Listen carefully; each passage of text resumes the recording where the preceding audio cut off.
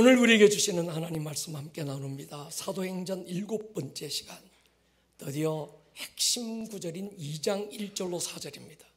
은혜로운 목소리와 함께 읽을 때 우리 크게 한번 읽으시기 바랍니다. 시작.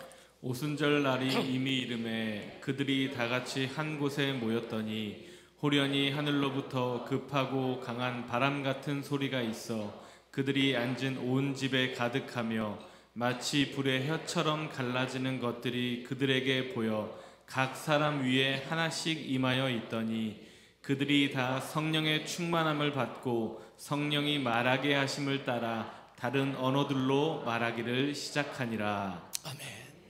처음 교회, 사도행전의 교회에 성령님이 임하면서 각 사람의 머리 위에 불의 혀같이 갈라지는 것들이 있었대요. 제가 보니까 지금 보입니다. 할렐루야. 머리 안 만져보셔도 됩니다. 뜨끈뜨끈할 겁니다. 할렐루야. 제가 처음 옥하는 목사님으로부터 제자훈련 지도자 교육을 받을 때 이분이 가장 강조하신 것이 제자도라고 하는 겁니다. 이분이 그런 말씀하셨어요. 예수 믿는다고 다 제자는 아니더라. 제자훈련 받았다고 다 제자는 아니더라. 그 가슴에 제자도가 인처럼 새겨진 사람이 제자라고 강조하셔서요. 20세기 최고의 설교자라 불렸던 존 스토트 목사님은 그의 책 제자도에서 세 종류의 사람을 제자라고 정의했습니다. 첫 번째는 자기 부인, 두 번째는 권리 포기, 세 번째는 로드십입니다. 자기를 부인한 사람, 내 의가 없는 사람, 오직 하나님의 은혜가 있는 사람, 제자지요. 모든 것을 할 수 있고 모든 것을 가졌고 모든 걸 누릴 수 있는 권리가 있고 자격이 있지만 복음과 그리스도를 위해서 모든 걸 포기할 줄 아는 사람, 제자입니다. 내 인생의 주인이 내가 아님을 선포하고 오직 예수 그리스도 그분이 주되심을 인정하고 그분의 발 아래 나의 왕관을 내려놓을 줄 아는 사람, 제자지요. 이 제자도가 분명한 사람, 그 사람을 한마디로 이름하면 감사의 사람이라고 이름할 수 있습니다. 자기를 부인하고 모든 권리 포기되고 예수의 주 대신 로드십을 인정하는 사람은 어떤 상황에서도 불평할 수 없습니다. 범사가 감사지요. 자기를 부인하면 모든 상황을 감사로 반응할 수 있습니다. 마땅히 누릴 권리 포기하고 모든 것이 은혜임을 아는 사람 일체가 감사합니다. 내가 내 인생의 주인이 아니라 예수 그리스도 그분이 내 인생의 주인임을 알면 감사 외에 달리 할 수 있는 게 아무것도 없게 됩니다. 좋은 일이 있어 감사하고 감사한 일이 있어 감사하는 건 누구라도 할 수 있지 않을까요? 그러나 복음 전하다 매맞고 옥에 갇히고 묶였어도 감사의 노래를 부르고 감사의 기도를 올렸던 바울의 감사가 진짜 감사가 아닐까요? 두 아들 잃고도 아들 죽인 원수 용서하고 10가지 감사 기도를 드렸던 손양훈 목사님의 감사가 진짜 감사가 아니겠습니까? 예배 시간 여러분들에게 묻고 싶습니다. 당신은 제자입니까? 아닙니까? 제자라면 어떤 제자인가요? 예수 따르고 제자라고 이름하면서도 여전히 자기가 살았고 자기 의 내세우고 자랑했던 복음서의 어리버리 제자들은 아닙니까? 오순절 성령 체험하고 이 세상 자기의 삶 모든 영역에 하나님의 나라 세우기 위해 보내심을 받은 사도행전의 그 제자입니까? 우리는 구원을 받았느냐 못 받았느냐, 구원을 따지는 단계는 이미 넘었습니다. 예수님 따라다니고 배우고 들었지만 여전히 자기의 내세우고 자신의 왕국을 세우려고 했던 복음서의 제자 단계도 뛰어넘었습니다. 이제 우리는 성령 받고 권능 받아 하나님의 나라를 세우기 위해 보내심을 받은 사도행전의 그 제자이기를 갈망하고 있습니다. 코로나는 모든 것을 리셋시키고 완전히 새로운 시즌으로 우리를 이끌고 갔습니다. 새로운 시즌에 새 영이 부어질 때 우리가 준비해야 될 것이 있습니다. 새 부대입니다. 새 포도주, 새 와인, 뉴 와인, 새 영은 이전의 낡은 부대에 부어질 수 없습니다. 우리 예수님이 선포하셨던 것처럼 뉴 와인은 뉴 보럴에 담아야 둘 다 보존된다는 거예요. 뉴 와인, 뉴 영이 부어지려면 새 부대가 준비되어야 된다는 거예요. 엔타임 사도행전의 시즌이고 부흥의 시즌이고. 할렐루야. 여러분 부흥을 믿습니까? 부흥을 기대합니까? 부흥을 믿는 자에게만 부흥이 보입니다. 부흥이 보이는 자에게만 부흥은 찾아옵니다. 여러분 부흥의 주체는 사람이 아니죠. 인간이 조작하고 인간적으로 프로그램화하고 인간이 어떤 조직위원회 세워서 무슨 부흥 의계인 1907 위원장 대표위원 누구누구 세워서 부흥이 오는 게 아닙니다. 부흥의 주체는 하나님입니다. 그렇다면 여러분 부흥에 대한 우리의 열망이 클까요? 부흥을 주고 싶으신 하나님의 열심이 클까요? 어떻게 이렇게 똑똑하십니까? 우리는 부흥을 기대하고 갈망합니다. 요즘 저는 자다가도 벌떡 일어나서 부흥 막 외칩니다. 부흥에 미친 것 같아요. 그런데 제 안에 일어나고 있는 부흥에 대한 갈망과 그 열심보다 나를 통해 우리를 통해 부흥을 보고 싶어 하시는 하나님의 열심이 훨씬 더 커서요. 그러므로 부흥은 오고야 맙니다. 그래서 하나님은 그 열심을 부흥을 갈망하는 소수의 창조적 소수 그들의 가슴 속에 하나님의 갈망하는 마음을 부으셔서 그들로 하여금 부흥을 노래하게 만들고 부흥을 선포하게 만들고 할렐루야 부흥을 외치게 만드는 거예요. 여러분 부흥이 안 보이십니까? 그렇다면 부흥이 보일 때까지 야곱의 씨름을 하셔야 합니다. 110 프레요 153데이 10days revival 부흥의 여진인 줄로 믿습니다. 우리가 레마로 받았던 스가랴 10장 1절 말씀에서 봄비가 올 때 구름을 모으시는 여호와께 비를 구하라. 무리에게 소낙비를 내려서 밭의 채소를 각 사람에게 주신다고 하셔서요. 지금은 늦은 비의 시즌, 봄비의 시즌인 줄로 믿습니다. 하나님이 구름을 모으고 계십니다. 동의하십니까? 저는 그게 보여요. 엘리야의 눈에만 손바닥만한 구름이 보인 것이 아니고 제 눈에도 유럽에서 아프리카에서 미주에서 전 세계에서 인천 땅 오봉산 자락으로 구름이 모이고 있습니다. 할렐루야. 소낙비가 내릴 것입니다. 큰 비의 소리를 선포하십시다. 사도행전은 세 가지의 출발이고 새로운 탄생이라고 말씀을 드렸어요. 첫 번째는 교회의 탄생이죠. 두 번째는 부흥의 출발, 세 번째는 성령 강림의 시작입니다. 사도행전 2장 1절 그 이전에도 성전은 있었습니다. 그런데 교회에 대한 개념이 없었어요. 예수님께서 베드로의 고백을 들으시고 내 교회를 세우겠다고 했지만 그때 그네들은 교회라는 단어를 처음 들었습니다. 사도행전의 문이 열리고 성령이 강림하시면서 이 땅에 교회가 응애하고 태어났습니다. 그래서 사도행전 2장 1절의 핵심은 교회가 태어났다는 거예요. 여러분 구약시대 7대 부흥이라고 이름하는 부흥들이 있습니다. 느헤미야의 부흥, 에스라의 부흥, 히스기야의 부흥 많은 부흥들이 있었어요. 그러나 그 부흥은 그림자였습니다. 부흥의 실체는 사도행전 성령님이 임하면서 터진 거예요. 구약시대도 성령의 사건과 역사가 있었지만 그때 성령님은 하늘에 계셨고 소수의 사람들의 마음을 움직였습니다. 예수님이 죽으시고 부활하셔서 하늘로 가신 다음 아버지께 구해서 성령을 받아 우리에게 보내주셨습니다. 예수님이 우리 안에 인격적으로 내주하신 사건은 성령님 오순절 성령 강림이 처음입니다.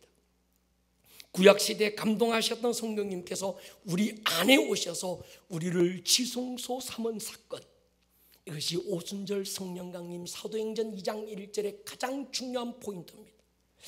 예수님이 오셔서 3년 6개월 제자들을 데리고 다니며 훈련하고 가르쳤지만 그들은 여전히 넘어지고 자빠졌던 어설픈 제자들이었습니다. 여전히 자기 잘난 것 자랑하고 자기 야망 위에 예수님을 따랐던 그들입니다. 그런데 그랬던 그들이 눈빛이 달라졌어요. 어느 순간에 언어가 달라집니다. 표정이 달라집니다. 걸음걸이가 달라졌어요. 세상의 위협 앞에 주눅들거나 멈추지 않았습니다. 하늘로 가신 예수님이 영영 떠나신 것이 아니고 자기들이 고아와 같이 버려진 줄 알았는데 그 예수님이 성령으로 자기 안에 와 계신다는 확신 앞에 그들은 일어나 당당했습니다. 그들의 자신감과 당당함은 그들의 어떠함이 아니었습니다. 자기 안에 계신 예수님의 어떠하심이 그들의 어떠함이 되기 시작했습니다. 이것이 성도가 세상을 살며 당당해야 될 배경입니다. 우리는 나의 어떠함 때문에 주눅들 수도 없고 나의 어떠함을 배경 삼아 당당한 사람들이 아니지요. 우리의 당당함은 나와 함께 하시는 예수님, 내 안에 계시는 그분의 어떠하심이 나의 나됨을 결정하는 줄로 확신합니다. 그분이 세상을 이겼다면 나도 세상을 이길 것입니다. 내가 여전히 부족하고 실수하고 초라하고 작지만 그래도 괜찮습니다. 여러분 안에서 여러분의 어떠함을 결정하시는 그분은 결코 작지 않고 그분은 세상을 이기신 분입니다. 제자들은 예수님으로부터 직접 말씀을 들었고 배웠어요. 직접 그분을 만났던 자들입니다. 그런데 성령님이 오시기 전에는 듣고 배웠던 말씀들이 믿음이 되지 않았습니다. 3년 6개월 배웠는데도 그들은 결국 십자가 앞에서 주님을 부인하고 돌아서고 말았어요. 수없이 복음을 듣고 배웠는데 도대체 저 말이 무슨 말인지 그들은 이해하지도 못했고 알아듣지도 못했습니다. 주님은 하늘나라를 말씀하시는데 그들은 이 땅을 생각합니다. 그런데 그들 안에 성령님이 임하면서 그때 주님으로부터 들었던 그 말씀이 기억나기 시작합니다. 생각나기 시작합니다. 그 말씀들이 믿음이 되기 시작합니다. 할렐루야. 우리도 마찬가지예요. 성경 읽고 듣고 배웠지만 성령님이 우리 안에 임하실 때 읽었던 말씀, 들었던 말씀이 믿음이 되는 겁니다. 그 말씀이 문자가 아니라 레마가 되어서 내 안에 살았고 운동력 있는 말씀이 되는 거예요. 여러분, 성도는 성령 받아야 제자로 살아갈 힘을 얻습니다. 성령 받아야 자기 부인이 돼요. 성령 받아야 권리가 포기됩니다. 성령 받아야 내가 내 인생의 주인이 아니라 예수의 주되심을 알고 그분 앞에 무릎 꿇고 나의 면류관을 내려놓을 수 있습니다. 그러므로 여러분, 얼마나 다녔네, 나의 신앙 경력 자랑할 게 아니라 성령 받으십시다. 성령 충만함을 사모하십시다. 복음서가 끝나고 사도행전이 시작되는 첫문이 열리는 오늘의 본문 굉장히 중요합니다. 그래서 사도행전 1장에서 누가가 확실한 경계를 정하고 시작했습니다.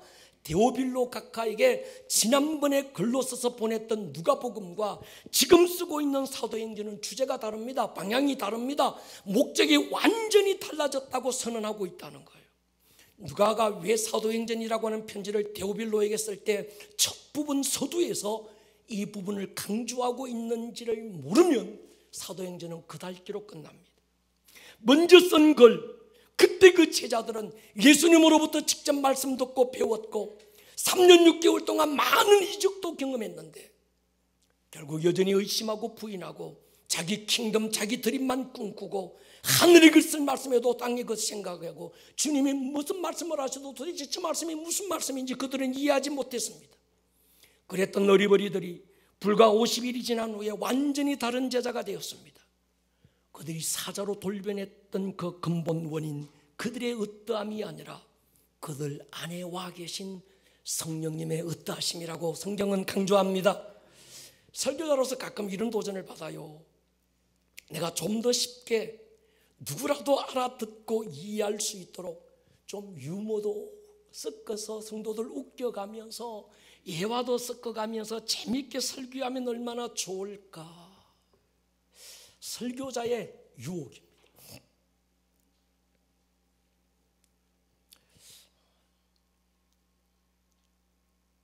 많은 분들이 그래요. 목사님 설교가 어려워요. 경상도 사투리 나오면 무슨 말인지 못 알아듣겠고 또 열받으면 막 빨리 달려가지고 도대체 무슨 말인지 앞뒤가 연결이 안 되고 그때 제 안에 이런 유혹이 있어요. 좀 쉽게 좀 예화를 섞어서 그렇게 설교할 수는 없을까?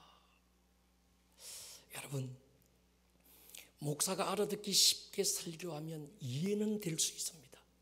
그러나 이해되는 것과 믿음이 되는 건 차원이 다르지 않을까요? 여러분, 복음은 이해하는 것이 아니라 듣고 믿음이 되는 겁니다. 저는 그렇게 믿어요. 복음이 능력이다. 할렐루야. 복음이 믿음이다.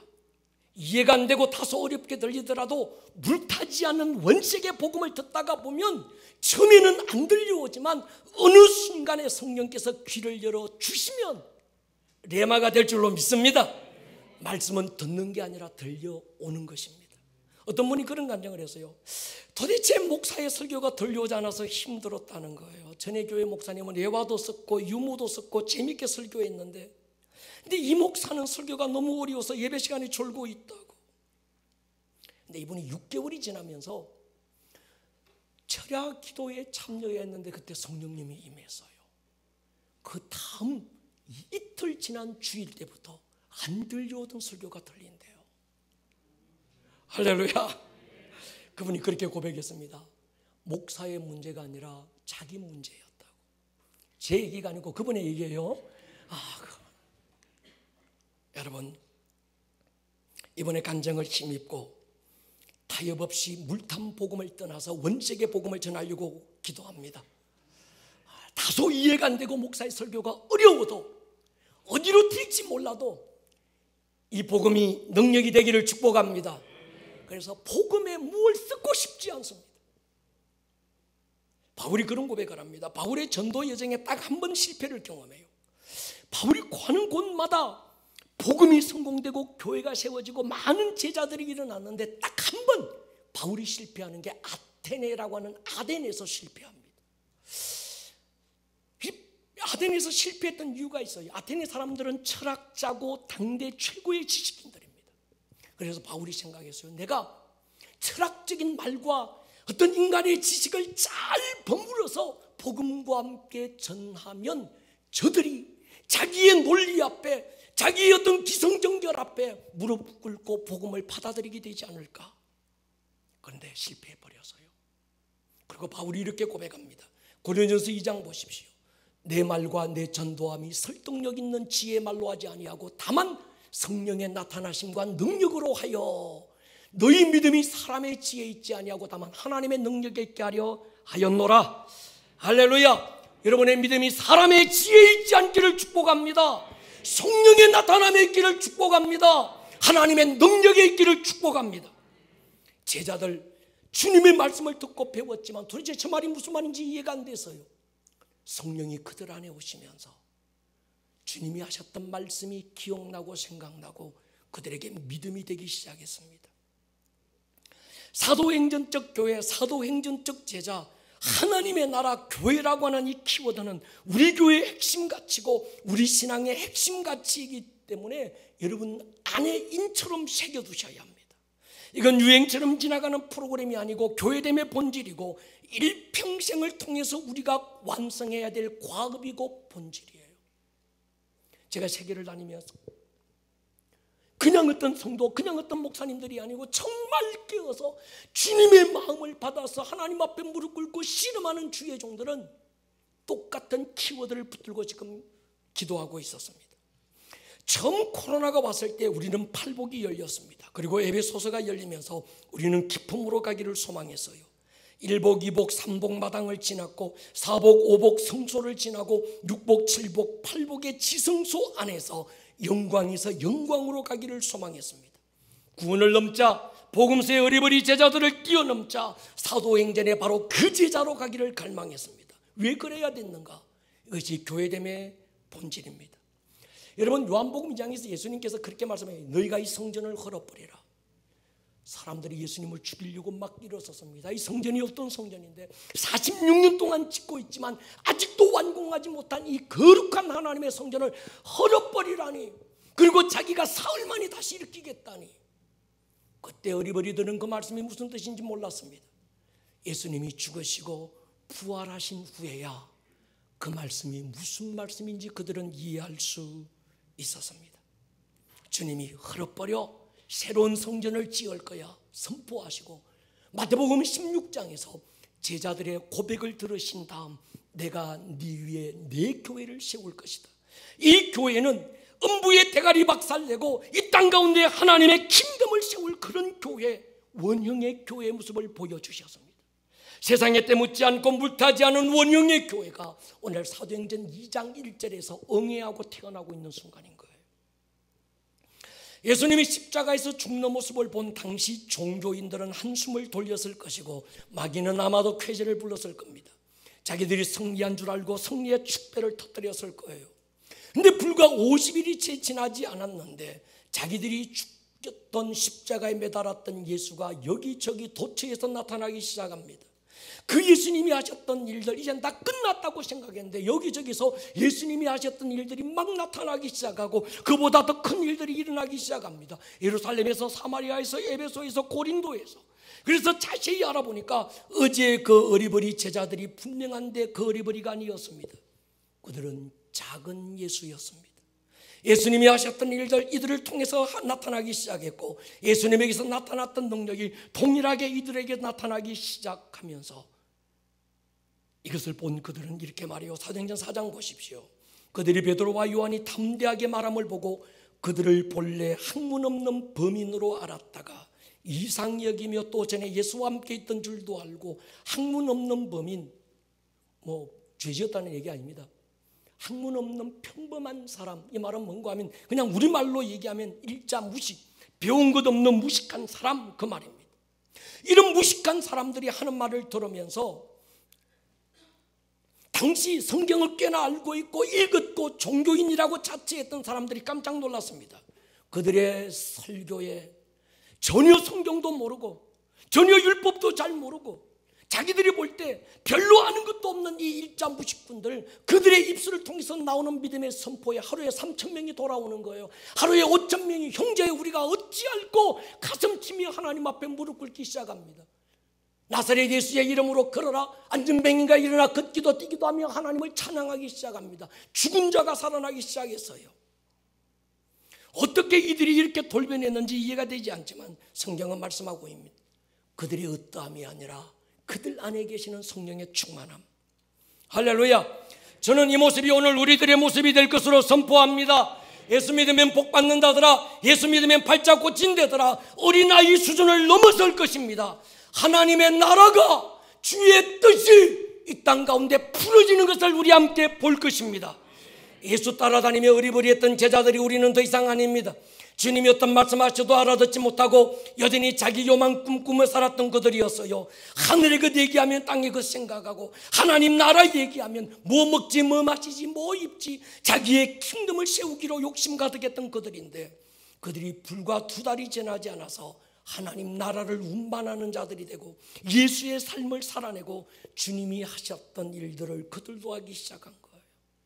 저는 이 역사는 멈추면 안 되고 우리를 통하여 개성되어야 합니다.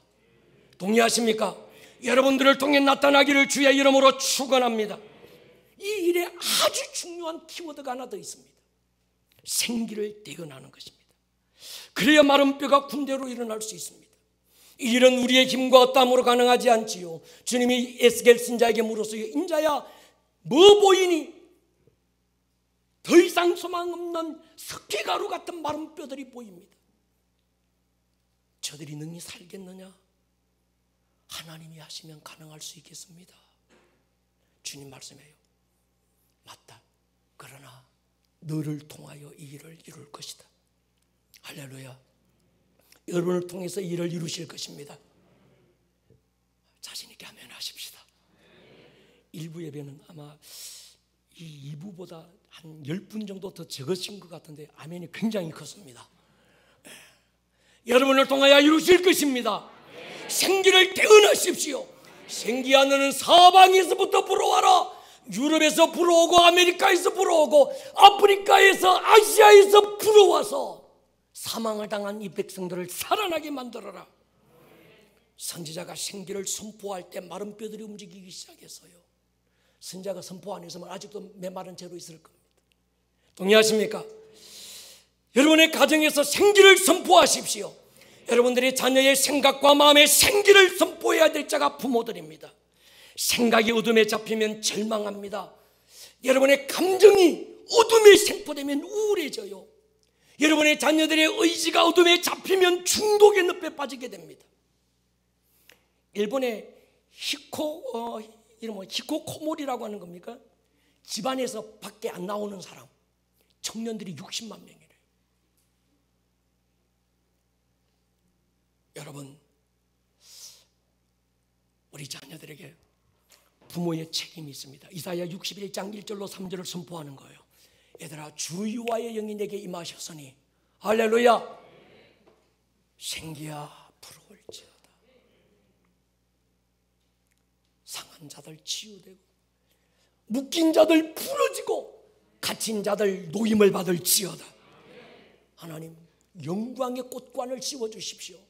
주여, 내 새끼에게 기쁨의 기름이 부어지게 해주십시오. 찬송의 옷을 입혀주십시오. 눈빛이 달라지고 표정이 달라지고 걸음걸이가 달라지게 해주십시오. 저의 어떠함이 아니라 그 속에 있는 생기가 그를 일으키게 하여 주십시오. 여러분, 이 말씀을 좀 이해할 필요가 있겠습니다. 히브리서 11장 6절에서 굉장히 중요한 말씀을 해요. 믿음이 없이는 하나님을 기쁘시게 못한다. 그리고 마지막에 보면 그가 자기를 찾는 자들에게 상 주시는 이심을 뭐해라? 믿어라. 여러분, 두 가지 믿음을 말씀하는데, 첫 번째 믿음, 믿음이 없이는, 이 믿음은 영어 성경을 찾아보면 faith라고 나옵니다. 명사적인 믿음이죠. 마지막 믿어야 할지니라, 영어 성경은 believe, 동사적인 믿음을 얘기합니다.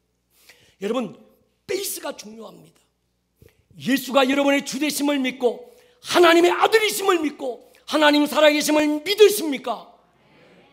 안 믿으십니까? 믿으십니까?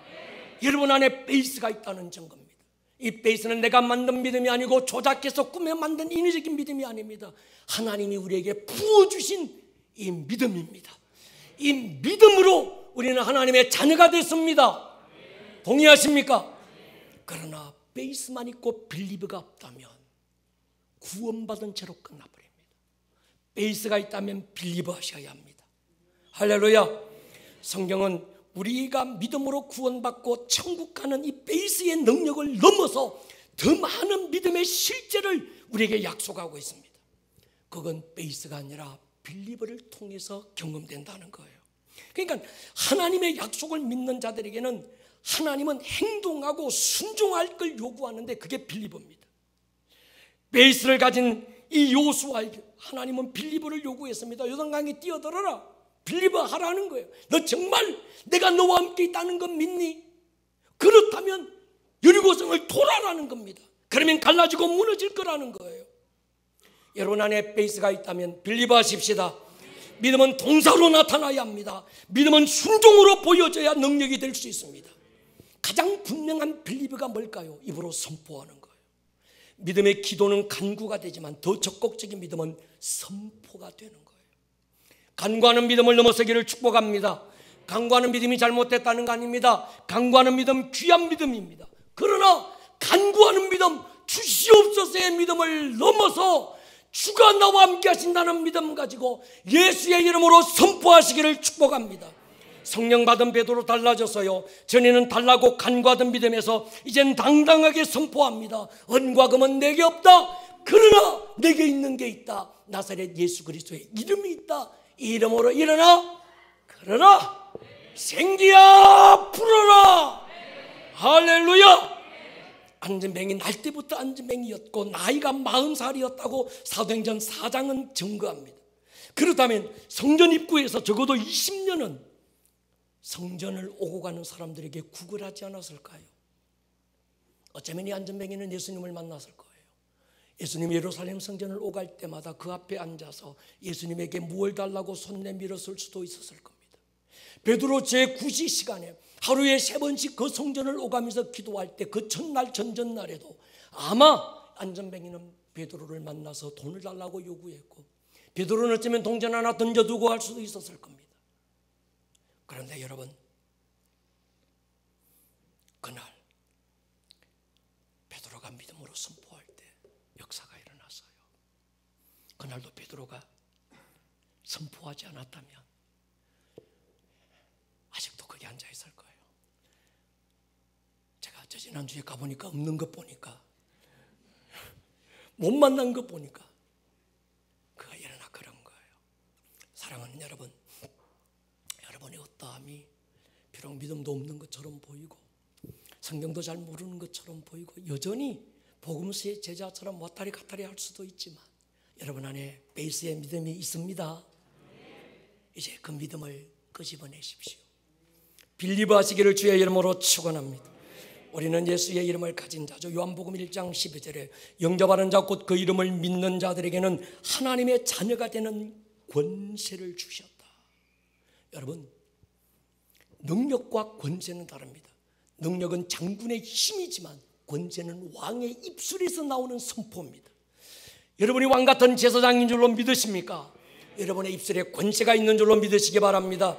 여러분 안에 예수의 이름이 있다는 걸 인정하시기를 축복합니다. 그래서 우리는 금성정밀벽 여리고 앞에서 낙심할 자가 아닙니다. 여리고가 평지가 될 걸 선포하십시오. 큰 산아 네가 무엇이냐? 내 앞에서 뭐가 되리라? 평지가 되리라. 생기야 내 가정에 불어와서 내 자녀들을 살아나게 하라. 교회여 일어나라. 할렐루야. 믿음은 선포에서 결정됩니다. 영적 전쟁은 입술의 전쟁입니다. 믿음은 보이지 않는 하나님을 눈으로 보는 거지요. 믿음은 들리지 않는 주님의 음성을 듣는 겁니다. 때로 눈에 보이고 손에 잡히는 현상, 눈에 보이지 않는 영적 체험을 통해서 움직이는 사람들이 저와 여러분들인 줄로 믿습니다. 그래서 여러분 스스로가 여러분의 어떠함이 아니라 여러분 안에 있는 예수의 이름의 권능과 하나님의 자녀의 왕 같은 권세 가지고 이제 우리는 생기를 선포하십시다. 주님이 물으실 때 아무개 집사야 저 마른 뼈가 살겠냐? 아무개 권사야 저 마른 뼈가 살아나겠냐? 그럴 때 아멘 주 예수여 내 입술의 선포에 권세 주셨으니 내 입술의 선포를 통하여 주님 살아나게 하여 주시옵소서. 이것이 믿음입니다. 우리는 어떤 절망적인 상황도 눈에 보이는 대로 보고 결론 짓는 사람이 아닙니다. 우리는 믿음이 결론이 되게 합니다. 여러분의 믿음이 결론인 줄로 믿으십시오. 여러분의 배운 지식이 결론이 되면 당신의 인생은 불행할 수 있습니다. 여러분이 가지고 있는 소유가 여러분의 인생의 결론이 되면 여러분의 최후는 비참할 수밖에 없습니다. 우리 예수가 결론이 되게 하십시다. 믿음이 결론이 되게 하십시다. 진리가 결론이 되기를 주의 이름으로 축원합니다. 정말 우리가 베이스에 믿음이 있다면 하나님이 살아계신다. 그분이 창조주다. 나의 아버지다. 우리 주 예수 그리스도가 하나님의 아들이다. 이걸 믿는다면 이제 우리는 빌리브 하셔야 합니다. 두 손 번쩍 들고 선포하셔야 합니다. 생기야 내 가정으로 불어올지어다. 그들이 하나님의 군대로 일어날 것입니다. 할렐루야. 여러분 왕에게 인생의 푸념은 어울리지 않는 말입니다. 왕의 입술에 신세의 한탄은 안 어울리는 말이에요. 현실에 눌려서 푸념하고 있지 마십시오. 마음의 무게에 눌려서 우울의 영에 생포되지 마십시오. 미래에 대한 불안과 두려움의 영에 결박되지 마십시오. 그런 것들이 여러분들 짓누르고 올 때 좀 이상한데 이러지 마시고 예수의 이름으로 부러질지어다. 자유를 선포하시기를 축복합니다. 가난의 영이 떠나갈 걸 선포하십시오. 재무의 영으로부터 자유를 선포하십시오. 미움과 분노의 영에 묶이지 마십시오. 여러분이 믿음이 있고 난 베이스가 있어 하나님의 자녀야. 아무 말도 하지 않으면 아무 역사도 일어나지 않을 것입니다. 그러나 여러분 안에 있는 믿음은 여러분의 믿음의 선포를 통해 일어날 줄로 믿습니다. 박제된 믿음, 화석화된 공룡 같은 믿음으로는 아무것도 안 됩니다. 그 믿음에 생기가 있어야 될 줄로 믿습니다. 여러분 믿음으로 보면 마른 뼈도 군대로 보여요. 아마 에스겔 선지자도 처음에 볼 때는 인자야 네 눈에 뭐가 보이노? 소망 없는 마른 뼈들이 보입니다. 근데 주님의 음성을 들을 때 그가 믿음이 생기기 시작했어요. 그 마른 뼈가 살아나는 게 보여요. 막강 군대 마하나임이 되는 게 보입니다. 여러분 믿음은 같은 걸 다르게 보는 거예요. 믿음의 사람은 어떤 상황도 하나님의 눈으로 보는 겁니다. 모든 사람들이 죽었다고 말할 때 주님은 잔다 그러는 거예요. 떼우러 가자 하는 겁니다. 다른 사람은 안 된다 이미 끝났다 오버됐다고 얘기할 때 주님은 살아날 거라고 얘기하는 겁니다. 살아는 다 끝났습니다. 종쳤습니다. 헛웃음 쳤지만 주님은 내일 이맘때 네게 아들이 있을 거라고 말하는 거예요. 여러분 이것이 믿음인 줄로 믿습니다. 믿음은 종교 유의가 아니고 믿음은 종교 놀이도 아니고 믿음은 종교적인 의무나 지식도 아닙니다. 모든 상황에서 하나님이 나의 하나님이 되시는 것입니다. 세상은 네 분수대로 살아라 말하지만 하나님은 그렇게 말씀하지 않아서요. 네 믿음대로 살아라. 할렐루야. 네 분수대로 될지어다. 아멘 하면 안 됩니다. 다시 해보려고 그래요. 정신 바짝 차리셔야 합니다. 꼭 한 명씩 아멘 하는 수가 있어요. 자, 네 분수대로 될지어다. 봐라, 또 이럴 줄 알았어요.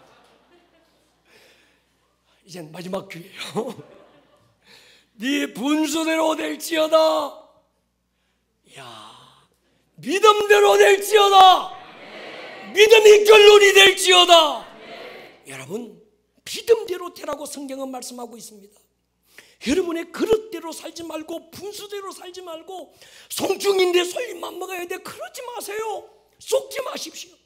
믿음의 그릇대로 살기를 축복합니다. 디모데후서 2장 10절에는 금그릇도 있고 은그릇도 있고 나무로 만든 그릇, 흙으로 만든 질그릇도 있고 한 번 쓰고 버려버려도 괜찮은 종이컵 같은 그릇도 있다는 거예요. 여러분, 이왕이면 정금 같은 그릇이 되십시다. 정금 같은 믿음이 되시기를 축복합니다. 보석 같은 믿음으로 살지어다. 여러분의 스펙을 보지 말고 당신의 믿음을 보십시오. 믿음은 바라는 것이 실상이 되고 보지 못하는 것들의 증거로 만드는 겁니다. 여러분이 바라는 것이 여러분의 실상이 될 겁니다. 스스로를 마른 뼈로 보지 마십시오. 내가 배운 것도 없고 가진 것도 없고 아는 것도 없고 머리끝부터 발끝까지 물려받은 것 아무것도 없는 초라한 난데, 아니에요. 나의 어떠함이 내 인생의 그릇이 될 수 없습니다.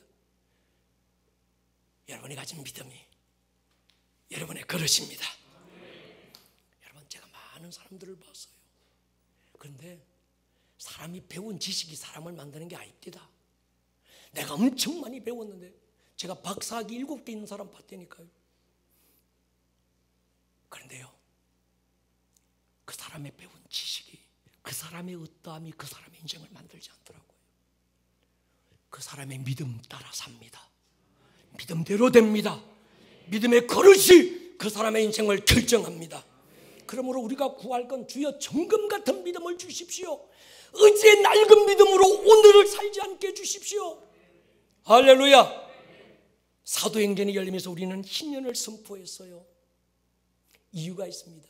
이사야 61장 1절로 3절의 신년의 선포는 주 여호와의 영이 내게 내리셔서니 심령이 가난하고 갈망하는 자에게 복음이 전파되고 마음이 상한 자가 치유받고 결박되고 묶인 자들이 풀어지고 갇힌 자들이 자유케 된다. 화관을 씌워줄 거다. 찬송의 옷을 입혀줄 거다. 정말 그 안에 기쁨의 기름이 넘치게 할 것이다. 은혜의 해가 선포되는 이 선포의 마지막 실체가 사도행전 2장에서 결정적으로 나타나 버린 거예요. 여러분, 신년은 성령 강림으로 완성이 되었습니다. 그래서 우리 교회 모든 성도님들은 목장 안에서 만날 때마다 스스로를 향해서 만나는 자들에게 신년을 선포해 주십시오. 우리 교회 권사님들 어린 신앙의 영적 의미가 되어 주십시오. 목사가 보듬지 못하고 목사가 만나줄 수 없고 목사가 정말 세워줄 수 없는 건 우리 권사님들이 목장에서 세워주셔야지. 우리 장로님들, 안수집사님들, 당신들은 청년 신앙의 영적 아비가 되어 주십시오. 누구라도 안아주고 위로하고 격려하고 세워주십시오. 왜요? 우리는 함께 깊어져야 되고 함께 성장해야 될 가족입니다. 여러분, 우리는 가족입니다. 어쩌다가 만난 게 아닙니다. 동의하십니까? 어쩌다가 헤어질 사람들도 아닙니다. 우리는 가족입니다. 우리가 선택해서 우리가 모인 게 아닙니다. 내가 선택해서 가족이 된 게 아닌 것처럼 하나님이 선택해 주셔서 우리가 가족이 된 줄로 믿습니다. 여러분들이 이 목사를 믿고 따라주는 건 정말 고마운 일입니다. 그런데 이건 오래 못 간다는 걸 저는 잘 알고 있습니다. 이 목사를 따르지 말고 이 목사가 가진 믿음을 따라주시고 이 목사가 붙던 부르심을 따라주시고 우리 함께 가주십시오. 맹목적인 추종과 사랑과 신뢰로 함께 멍에를 짚고 가는 건 다른 말입니다. 저의 직분은 목사고 여러분들의 직분은 장로고 안수집사고 권사고 일반 평신도일 수 있습니다. 그러나 직분은 다르지만 우리는 한 동력자들입니다. 이 목사의 연약함이 많고 부족함이 있어도 사랑으로 덮어주고 가려주고 때로는 진정으로 충원해 주시면서 함께 가야 될 동력자들이에요. 교회 안에 질서도 있고 직분도 있지만 맹목적인 추종은 이건 또 하나의 샤머니즘이 될 수 있습니다. 우리는 하나의 부르심과 하나의 멍에를 같이 짊어진 동력자입니다. 오늘 아침에 어떤 청년이 제게 장문의 카톡이 왔어요. 목사님은 제가 만난 영적 스승이시고 하나님이 내게 보내주신 선물이고 제가 답장을 짤막하게 썼어요. 넌 나의 동력자야. 나의 부르심과 너의 부르심이 하나가 돼서 한 부르심을 이루어가야 될 동력자야. 할렐루야. 이준서, 네가 내 아들이지만 넌 나의 동력자야. 할렐루야. 이게 우리 믿음입니다. 그래서 교회가 됐습니다. 사랑하는 여러분, 사도행전의 교회가 바로 이런 교회였습니다. 성령 희년의 영이고 하나님 나라의 영이고 생기의 영이었어요. 그래서 아름다운 꿈의 교회 담임 목사인 저는 사도행전 2장 1절 이 엄청난 이 극적인 어떤 이 사도행전 2장 1절로 사절의 말씀을 열면서 교회와 성도들의 가정 안에 생기가 임하기를 선포합니다. 제가 이번 이스라엘 여정에서 제게 주신 강력한 레마의 말씀 하나 나누면서 마치려고 합니다. 이사야 22장 22절이어서요. 통곡의 벽 앞에 무릎 꿇고 하나님 앞에 무릎 꿇고 기도할 때 하나님께서 이사야 22장 22절 말씀이 강력하게 제 안에 생각나게 했습니다. 내가 또 다윗의 집의 열쇠를 그의 어깨에 두리니 그가 열면 닫을 자가 없겠고 닫으면 열 자가 없으리라. 제가 레마로 이 말씀을 받는데 하나님께서 제 안에 감동을 주셔서요. 이 목사 올해가 몇 년도고 22년이야. 우리 목사님 끼워 맞추기도 잘해 이러지 마시고 제 믿음이에요. 뭐 여러분들은 끼워 맞췄다 하지만 저는 믿음으로 받아서요. 이 목사 올해가 몇 년이고 22년이야. 그래서 제가 기도했습니다. 하나님 22년 우리 교회적으로 봐도 우리 교회가 성도의 모든 이 채무를 다 갚았어요. 할렐루야. 이젠 하나님의 역사를 이루실 것입니다. 다윗의 집의 열쇠, 이거는 재정적인 거예요. 재정의 보고를 열겠다는 겁니다. 하나님 성도들의 기업과 일터에 다윗의 집의 열쇠를 열어주십시오. 오늘 이 말씀이 귀에 응하는 것을 보게 해주십시오. 우리는 모든 재물로부터 자유하고 주여 이제는 성도들의 차례입니다. 지금까지는 교회를 축복하신 하나님, 교회를 일으키신 하나님, 교회 재정의 복을 주신 하나님, 이제는 성도들의 재정의 복을 주십시오. 저들의 기업을 일으키십시오. 이사야 22장 22절의 약속의 말씀이 응하게 하여 주십시오. 기도하고 왔습니다. 머리를 한번 숙여보십시다. 사랑하는 여러분,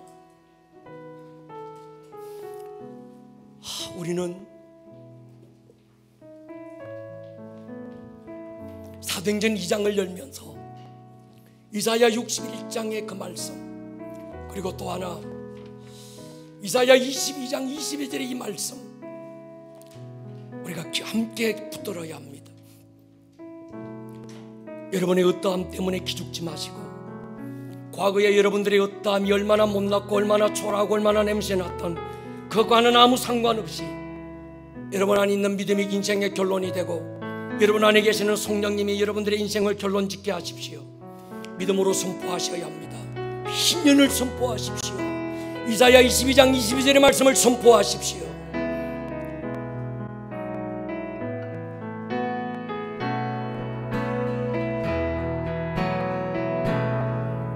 주 선한 능력으로 안으시니 그 크신 팔로 날 붙드시네. 절망 속에도 흔들리지 않고 사랑하는 주 얼굴 구하리. 믿습니까? 선한 능력으로 일어서리 주만 의지하리. 믿음으로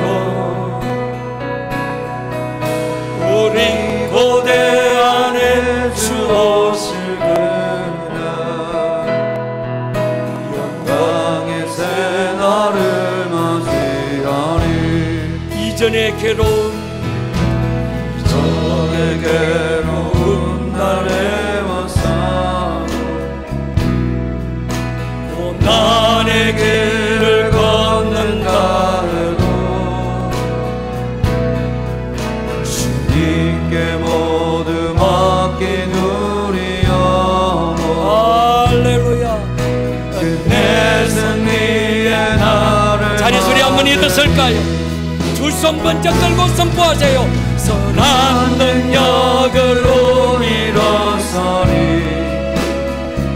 주만을 지하리 믿음으로 우리 고대 안에 주 오실 그날 영광의 새날을 맞이하리 주님이 마신 고난의 주님이 마신 고난의 승자네 우리도 감사하며 받으리 주님의 남은 고난 제워가며 예수와 복음 위에 살리라 선포하십시다. 선한 능력으로 일어서리 할렐루야. 주만을 지하리 믿음으로 우리 고대 안에 주 오실 승리의 새날을 승리의 새날을 선한 능력으로 믿음으로 선포합니다. 능력으로 일어서리 아멘. 주만을 지하리 믿음으로 우리 고대 안에 주 오실 영광의 새날을 영광의 새날을 승리의 새날을 승리의 새날을 맞이하리 한번 기도할 것입니다. 당신의 입으로 소리를 내는 게 중요합니다. 주님, 이 시간 내가 희년을 선포합니다. 부흥을 선포합니다. 나는 하나님의 희년을 운반할 자들입니다. 이사야 22장 20절의 약속의 말씀이 주여 하나님 나라의 완성으로 내게 임하는 것을 보게 해주십시오. 생기를 대언할 것입니다. 사망이 떠나갈 것입니다. 주여 한번 부르고 통성으로 기도합니다. 주여 오늘 들었던 이 말씀이 듣는 말씀에서 끝나지 않고 여러분들의 삶에 살아내는 말씀으로 생명력 있는 말씀이 될 수 있기를 주님의 이름으로 다시 한번 축복합니다.